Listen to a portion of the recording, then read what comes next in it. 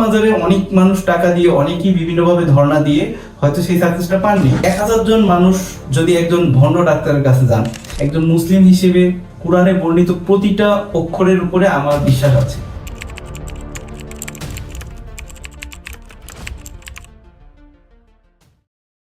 কালো জাদুতে সন্তানের মৃত্যু, তাই ডাইনি ধরতে হাইতির রাজধানী জুড়ে রীতিমতো তাণ্ডব চালাচ্ছে গ্যাংস্টার বাবা। প্রাণ গেছে 180 জনের। অজানা রোগে অসুস্থ ছেলেকে সুস্থ করতে কোনো উপায় না পেয়ে তান্ত্রিকের দ্বারস্থ হন গ্যাংস্টার বাবা। সেই তান্ত্রিক জানায় কোনো এক বয়স্ক লোকের জাদুটোনায় শয্যাশায়ী তার ছেলে, যাকে পরবর্তীতে আর বাঁচানো সম্ভব হয়নি। ফলে ক্ষুব্ধ হয়ে হত্যাকারীর খোঁজে ছোটেন গ্যাংস্টার বাবা। শুরু হয় তোলপাড়। যখন মানুষের মাঝে প্রাথমিক ধর্মীয় বোধগুলো এসেছে, তখন থেকেই মানুষ আসলে কালো জাদু নিয়ে ভেবেছে। কিছু কুটবুদ্ধি সম্পন্ন মানুষের মাথায় এমনটা এসেছে যে সৃষ্টিকর্তার বিপরীত এমন একটা সত্তা থাকতে পারে, যার কাছে আমরা যদি অন্যের ক্ষতির তদবির নিয়ে যাই বা কোনো একটা মেথডে সেটাকে প্রেজেন্ট করা হয়, তাহলে ওই মানুষটার হয়তো ক্ষতি হতে পারে। প্রাচীন যে আফ্রিকান সভ্যতা, সেখানে দেখা গেছে নৃগোষ্ঠীগুলোর যে ধর্মীয় বিশ্বাস, তাদের যে আত্মাকেন্দ্রিক ধর্মচর্চা, সেখান থেকে ব্ল্যাক ম্যাজিক ভুডুর উৎপত্তি, এবং ভুডুর উৎপত্তি স্থল বলা হয় বেনিনকে। এছাড়া মেসোপটেমীয় সভ্যতা, মিশরীয় সভ্যতা, রোমান সভ্যতা, যুগে যুগে কালে কালে বিভিন্ন ফরম্যাটে ব্ল্যাক ম্যাজিকের চর্চা হয়েছে। প্রাচীন ভারতবর্ষে তান্ত্রিক সাধু সন্ন্যাসীদের মধ্যে সনাতনীয় রূপে তন্ত্র মন্ত্র জাদুবিদ্যার চর্চা পরিলক্ষিত হয়েছে, এবং কামরূপ কামাখ্যা কিন্তু জাদুবিদ্যার জন্য খুবই বিখ্যাত একটা জায়গা। সেখান থেকে প্রশিক্ষণ লাভ করে অনেক সন্ন্যাসী তারা তন্ত্র মন্ত্র এগুলোর চর্চা করে থাকেন, এবং তারা দাবি করেন যে তারা মানুষের যে কোনো রোগের, ব্যবসায় লোকসান, দম্পতিদের মধ্যে দ্বন্দ্ব, কারো সন্তান হচ্ছে না, এরকম যে কোনো সমস্যার সমাধান তারা করে দিতে পারে। আব্রাহামিক রিলিজনগুলোর মধ্যেও কিন্তু আমরা এই অশরীরী আত্মা বা অতিপ্রাকৃত শক্তির বর্ণনা দেখতে পাই। যেমন পবিত্র কুরআনে 72 নম্বর সূরা হিসেবে সূরা আল জিন, যেখানে জিন জাতির কথা এসেছে। আবার সূরা নাস এবং সূরা ফালাকে আমরা যদি দেখি, আমাদের নবী হযরত মুহাম্মদ সাল্লাল্লাহু আলাইহি সাল্লাম, তার উপরে কালো জাদুর প্রভাব এবং সেখান থেকে তার বের হয়ে আসার ঘটনা কিন্তু এই দুটি সূরা সানে নজুল হিসেবে আমরা দেখতে পাই। এছাড়াও বিভিন্ন সময় বিভিন্ন ঘটনায় অতিপ্রাকৃত কোনো আত্মা বা শক্তির বর্ণনা বিভিন্ন ধর্মীয় প্রেক্ষাপটে মানবজাতির সামনে এসেছে। তো যেহেতু আত্মা, জিন কিংবা ভূত প্রেত এই বিশ্বাসগুলো মানুষের ধর্মের সাথে নিহিত, তাই মানব মন এগুলো দ্বারা অনেক বেশি প্রভাবিত হয়। তবে একেবারেই মানসিক স্বাস্থ্য সেবার গাইডলাইন অনুযায়ী ডায়াগনস্টিক ক্রাইটেরিয়া ফলো করে যে ধরনের মানসিক রোগগুলো দেখা যায়, সেগুলোর অনেকগুলোকেই অশুভ শক্তির কাজ বা ব্ল্যাক ম্যাজিক কিংবা বিভিন্ন উপমা দিয়ে যুগে যুগে অপচিকিৎসা হয়ে এসেছে। দেখেন, দুই শ্রেণীর মানুষ আছেন। এদের এক শ্রেণী হচ্ছে বিশ্বাস করেন যে ধর্মের যা কিছু আছে সবকিছুরই একটা বিজ্ঞানসম্মত ভিত্তি থাকতে হবে। আবার আরেক শ্রেণীর মানুষ আছেন, তারা বিজ্ঞানের যা কিছু আছে সেগুলোকে ধর্ম দিয়ে আগে জাস্টিফাই করেন। বিজ্ঞানের নতুন কোনো আবিষ্কার তারা এই রেফারেন্স ধর্মগ্রন্থে খুঁজতে থাকেন। তো এই দুই শ্রেণীর বাইরে তৃতীয় একটা শ্রেণীর মানুষ আছেন, যারা বিজ্ঞান এবং ধর্মকে আলাদা আলাদা করে দেখেন। আমি হচ্ছে সেই তৃতীয় শ্রেণীর মানুষ। তো আমার মতে যেখান থেকে বিজ্ঞানের সমাপ্তি রেখা, সেখান থেকেই কিন্তু ধর্মের উৎপত্তি। কেন আমি এমনটা মনে করি? কারণ বিজ্ঞান হচ্ছে বস্তু জগতের বিষয়াবলী নিয়ে আলোচনা করে। মানুষের যা ইন্দ্রিয় গ্রাহ্য হয়, যেগুলোর এমপিরিক্যাল এভিডেন্স পাওয়া যায়, সেগুলো বিজ্ঞান আলোচনা করে বা ব্যাখ্যা করে, এবং বিভিন্ন সূত্র দ্বারা বলতে পারে যে এইটা ঘটা বিজ্ঞানসম্মত। সেটা বাস্তব জগতের, বস্তু জগতের ক্ষেত্রে বিজ্ঞান ব্যাখ্যা করে। আর ধর্ম হচ্ছে বস্তু জগতের বাইরের বিষয়, মানুষের বিশ্বাসের বিষয়, আত্মার বিষয়। ধরেন আপনি 2-3 হাজার বছর আগে বা তারও আগে এই পৃথিবীতে বসবাস করছেন, তখন একজন ব্যক্তি এসে আপনার কাছে দাবি করলেন যে তিনি আল্লাহ প্রেরিত একজন নবী, এবং তিনি তার প্রচারিত মতবাদকে আল্লাহ প্রেরিত মতবাদ হিসেবে বলছেন, এবং তিনি বলছেন যে তার এই মতবাদে সবাইকে ঈমান আনতে হবে। তো স্বাভাবিকভাবে আপনি তাকে প্রথম কি প্রশ্ন করবেন? আপনি তার কাছে প্রশ্ন করবেন যে আপনি যে নবী সেটার প্রমাণটা কি। যদি মজেদা দেখাতে পারেন তখন হয়তো আপনি চিন্তা করবেন তার মতবাদে বিশ্বাস করা। তার মানে একজন নবী, একজন অবতার বা একজন ধর্মীয় প্রচারক যিনি সরাসরি সৃষ্টিকর্তার থেকে ধর্মটাকে পৃথিবীতে নিয়ে আসেন, একজন মেসেঞ্জার, তার স্পেশাল কিছু গুণাবলী থাকে যেটা অতি মানবিক, যেটা বিজ্ঞানেরও ঊর্ধ্বে। যেমন হযরত ঈসা আলাইহিস সালাম, তিনি অন্ধ ব্যক্তিকে দৃষ্টি দান করতে পারতেন আল্লাহ রাব্বুল আলামিনের ইচ্ছায়। তারপর হযরত মুসা আলাইহিস সালাম, তার কাছে একটা লাঠি ছিল, সেই লাঠিটাকে মাটিতে আঘাত করলে সেটি সাপে পরিণত হতো। আমাদের নবী হযরত মুহাম্মদ সাল্লাল্লাহু আলাইহি ওয়াসাল্লাম, তাকে আবু জেহেলের নেতৃত্বাধীন বেশ কিছু অবিশ্বাসী ব্যক্তি তারা এসে বললেন যে আপনি যদি চাঁদকে দ্বিখণ্ডিত করে দেখাতে পারেন আমরা আপনার উপরে বিশ্বাস স্থাপন করব, আমরা ধর্মে বিশ্বাস আনব।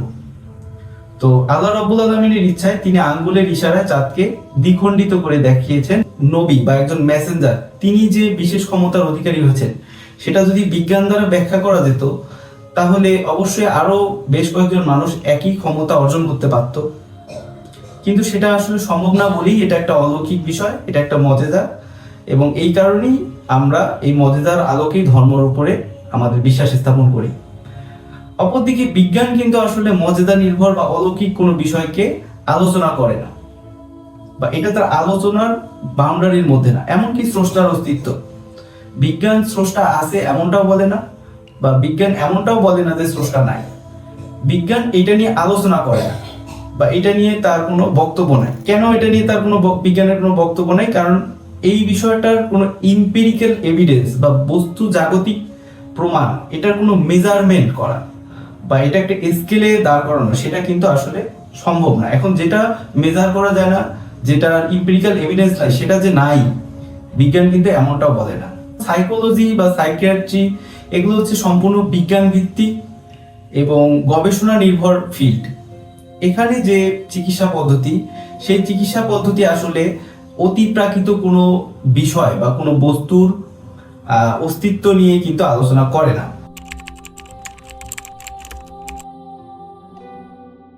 খুব কমন কিছু মানসিক রোগ আছে যেগুলোকে আসলে জিনে ধরা হিসেবে শনাক্ত করা হয়, বা কালো জাদু হিসেবে চিহ্নিত করা হয়, বদনজর হিসেবে বলা হয়। যেমন একজন মানুষ, তিনি গায়েবী আওয়াজ পাচ্ছেন, তিনি হ্যালুসিনেশনে ভুগছেন, তিনি হয়তো আঙ্গুল দিয়ে দেখিয়ে দিচ্ছেন এখানে ওখানে এই ওই বা ওই দিকে গেল, কিন্তু আসলে সেটা এক্সিস্ট করে না বা কেউ দেখতে পাচ্ছে না, তিনি পুরোটাই হ্যালুসিনেট করছেন। তারপরে তিনি যেহেতু গায়েবী আওয়াজ শুনছেন, তিনি হয়তো একা একা কথা বলছেন, সেই গায়েবী আওয়াজে রিপ্লাই করছেন। তো আমরা খুব সহজভাবে ধরে নিচ্ছি তার সাথে কোনো জিনের কথা হতে পারে বা কোনো অতৃপ্ত আত্মার হয়তো তার সাথে কথা হচ্ছে। কিন্তু আলটিমেটলি এই সমস্যাটাকে সিজোফ্রেনিয়া হিসেবে ডায়াগনোসিস করার জন্য একদম খুব সুনির্ধারিত ক্রাইটেরিয়া DSM-5 দেয়া হয়, অথচ তার প্রপার চিকিৎসাটা হচ্ছে না, ফলে তিনি এই রোগ থেকে বের হতে পারছেন না, আরো অসুস্থ হয়ে পড়ছেন। আবার হিস্টেরিয়া বা কনভার্সন ডিসঅর্ডার নামে একটা রোগ আছে, সেখানে মানুষের হুট করে দেখা যায় যে খিঁচুনি উঠছে, শরীরের একটা অংশ অবশ হয়ে যাচ্ছে, কোনো সেন্সেশন কাজ করছে না, ঢোক গিলতে অসুবিধা হতে পারে, হঠাৎ করে কানে শুনতে বা দেখতে সমস্যা হতে পারে। তো স্বাভাবিক মানুষ হঠাৎ করে তিনি হুইল চেয়ারে হাঁটাচলা করছেন বা তার শরীরের একটা অংশ নাড়াতে পারছেন না। এই ধরনের সমস্যাগুলোকে হিস্টেরিয়া হিসেবে চিহ্নিত করার জন্য একদম সুনির্দিষ্ট ক্রাইটেরিয়া আছে, বাট তারপরও এগুলোকে অনেক সময় কালো জাদু, জিনের আসর বা কোনো রকমের বদনজর, বান মারা, লক করা, তালাবদ্ধ করা, তাবিজ করা, এরকম বহু রকম নাম দিয়ে সেগুলোকে ব্যাখ্যা করা হয় এবং অপচিকিৎসা হয়ে থাকে। তো এইটার সম্পূর্ণ সায়েন্টিফিক চিকিৎসা আছে এবং এই ধরনের রোগে দীর্ঘমেয়াদী কাউন্সিলিং কিন্তু অনেক বেশি হেল্পফুল হয়ে থাকে। কোনো দম্পতির মধ্যে যখন সম্পর্ক ভালো যায় না, তখন আমরা বলি যে তাদেরকে হয়তো বদনজর করা হয়েছে, ইভিল আইয়ের প্রভাবে তাদের এরকম হচ্ছে। এমনটা না হয়ে তাদের মধ্যে এই সম্পর্কের দ্বন্দ্বটার মনস্তাত্ত্বিক কারণও থাকতে পারে। এই বিষয়গুলো নিয়ে একজন রিলেশনশিপ কাউন্সিলরের কাছে কনসালটেন্সি নেওয়াটা কিন্তু অনেক বেশি হেল্পফুল হতে পারে, অথচ এগুলোকে আমরা কালো জাদু দ্বারা ব্যাখ্যা করি। তারপরে এমন অনেক মানুষ আছেন যাদের দীর্ঘদিন ধরে মনে হচ্ছে তারা অসুস্থ এবং তারা অনেক টেস্ট করছেন, বিভিন্ন অসুখ নিয়ে তারা প্রচন্ড ভীত। সকল প্রকার টেস্টে একাধিক ডায়াগনস্টিক সেন্টারে টেস্ট করার পরে কোনো রকমের কোনো অসুস্থতা পাওয়া যায়নি। তখন তাদের ডাক্তারের প্রতি সন্দেহ জাগছে যে ডাক্তার হয়তো আমার রোগ ধরতে পারছেন না। এরপরে বাংলাদেশ থেকে তারা ভারত, থাইল্যান্ড, সিঙ্গাপুর বিভিন্ন উন্নত দেশে চিকিৎসা করাচ্ছেন, টেস্ট করাচ্ছেন, কোনো কিছু ধরা পড়ছে না।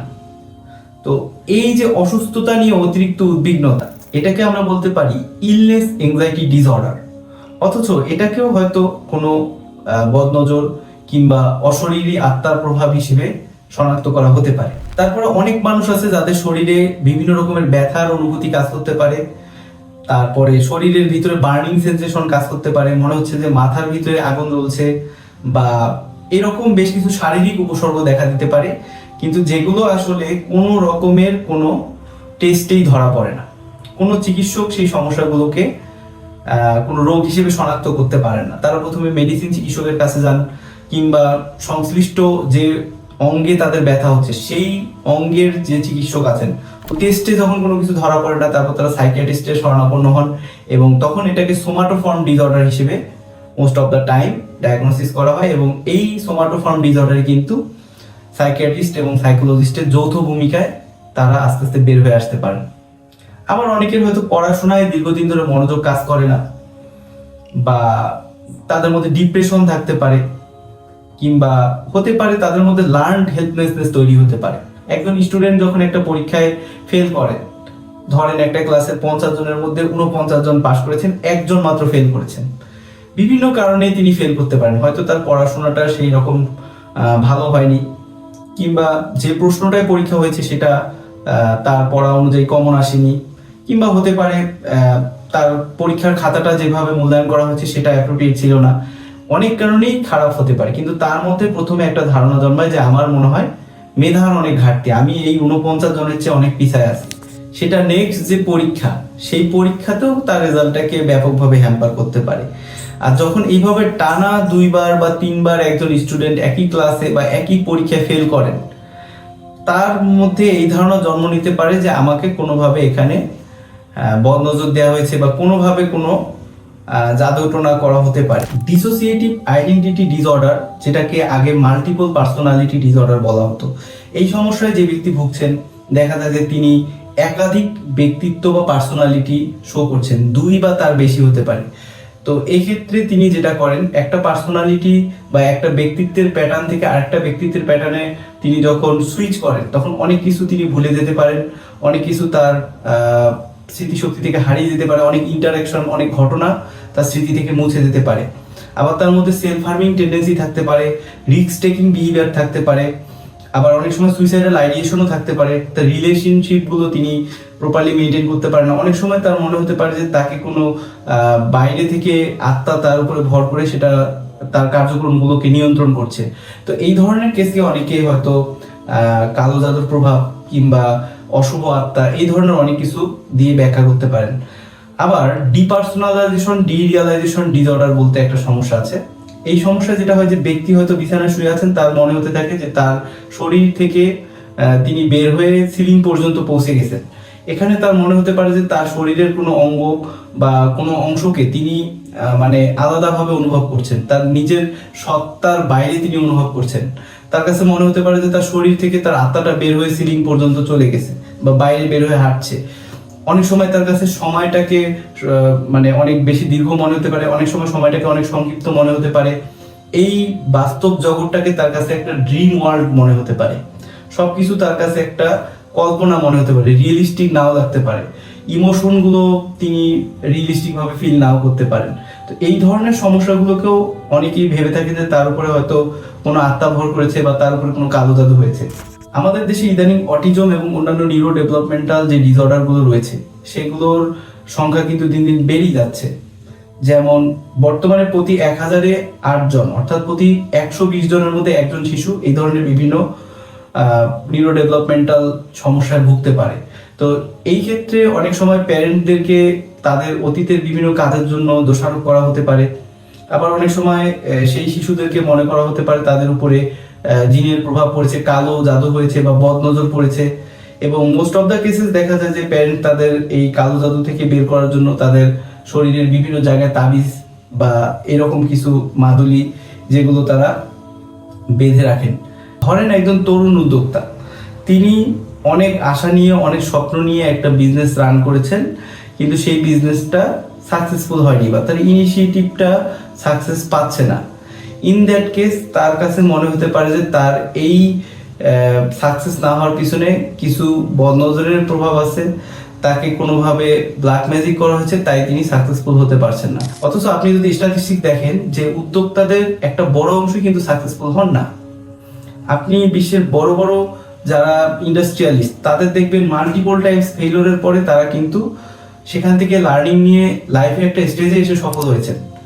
বাট আমাদের মধ্যে যেহেতু একটু দ্রুত সফল হওয়ার প্রবণতা কাজ করে, তো আমরা ভাবি যে আমাদের হয়তো রিজিক বন্দি করা হয়েছে, কিংবা আমাদের হয়তো সফল হতে না দেওয়ার পিছনে বিভিন্ন কালো জাদু কাজ করছে। দ্যাটস ওয়াই আমরা এই সমস্যাগুলো নিয়ে এই ধরনের স্পিরিচুয়াল প্র্যাকটিশনারদের কাছে আমরা যেতে পারি। অথচ একটা সঠিক স্ট্র্যাটেজি, একটা সঠিক প্ল্যানিং, কিছু সাইকোলজিক্যাল ম্যানেজমেন্ট, কিছু স্কিল ডেভেলপমেন্ট যে আমাদের সফল হতে অনেক বেশি হেল্প করতে পারে, সেটা কিন্তু আমরা অনেকেই বুঝতে চাই না। দেখেন, অনেক সময় এই তাবিজ নেওয়া কিংবা স্পিরিচুয়াল হিলারদের কাছে যাওয়া কিংবা মাদুলি বাঁধা কিংবা পানি পড়া, ঝাড়ফুঁক, এগুলো মানসিক সমস্যার ক্ষেত্রেও বা মানসিক কোনো অসুবিধা থাকার ক্ষেত্রেও সাময়িকভাবে মানুষের মধ্যে ভালো প্রভাব রাখতে পারে বা একটা পজিটিভ অনুভূতি তৈরি করতে পারে, সাময়িকভাবে একটু রিলিফ ফিলিংস দিতে পারে। এটা কি কারণে হয়? এখানে প্লাসিবো ইফেক্ট বলতে একটা বিষয় আছে। প্লাসিবো ইফেক্টে কি রকম? ধরেন একজন স্টুডেন্ট, সে খুবই নার্ভাস পরীক্ষা দিতে যাওয়ার আগে, তাকে একটা কলম দিয়ে আপনি বললেন যে এই কলমটা দিয়ে যারা পরীক্ষা দিয়েছে তারা সবাই অনেক ভালো রেজাল্ট করেছে, এটা হচ্ছে সৌভাগ্য কলম। অথচ এই কলমটা হয়তো আপনি 5 টাকা দিয়ে দোকান থেকে কিনে এনে তার হাতে দিয়েছেন। একজন উদ্যোক্তা, তিনি ব্যবসায় লস করছিলেন, বারবার ব্যবসায় তিনি ব্যর্থ ছিলেন, তিনি হয়তো একটা মাজারের কথা শুনলেন যে এই মাজারে গিয়ে আমি যদি দোয়া করি বা এই মাজারে গিয়ে আমি যদি কিছু টাকা দেই তাহলে আমি ব্যবসায় সফল হতে পারবো। এই যে তিনি এই কাজটা করলেন, তার মধ্যে ধারণা জন্মালো যে যেহেতু আমি মাজারে টাকা দিয়েছি অতএব আমি সফল হতে পারবো। মানসিক একটা অবলম্বনের জায়গা থেকে তিনি সাকসেসফুল হলেন এবং তিনি কিন্তু আরো 10 জনের কাছে প্রচার করলেন যে এই মাজারে টাকা দিয়ে আমি সফল হয়েছি। একই মাজারে অনেক মানুষ টাকা দিয়ে, অনেকেই বিভিন্নভাবে ধর্ণা দিয়ে হয়তো সেই সাকসেসটা পাননি। এই ফেইলিওর স্টোরিগুলো সামনে আসে না। আমাদের সামনে যে সাকসেস স্টোরিগুলো আসে, হাজার হাজার মানুষের মধ্যে যে অল্প 2-1 জন একটু ইমপ্রুভমেন্ট করতে পারেন বা একটু বেটার কিছু প্লাসিবো ইফেক্টের ফলে রেজাল্ট পান, তারা হচ্ছে সবসময় সেগুলোর প্রচারণা করে থাকেন। 1000 জন মানুষ যদি একজন ভণ্ড ডাক্তারের কাছে যান, ধরেন যার কোনো সার্টিফিকেশন নাই, যিনি কোনো রকমের কোনো ঔষধ সম্বন্ধে ধারণা রাখেন না, তিনি শুধুমাত্র আটা দিয়ে বড়ি বানিয়ে তাদেরকে সে ওষুধ হিসেবে দিচ্ছেন, আপনি জাস্ট চিন্তা করেন।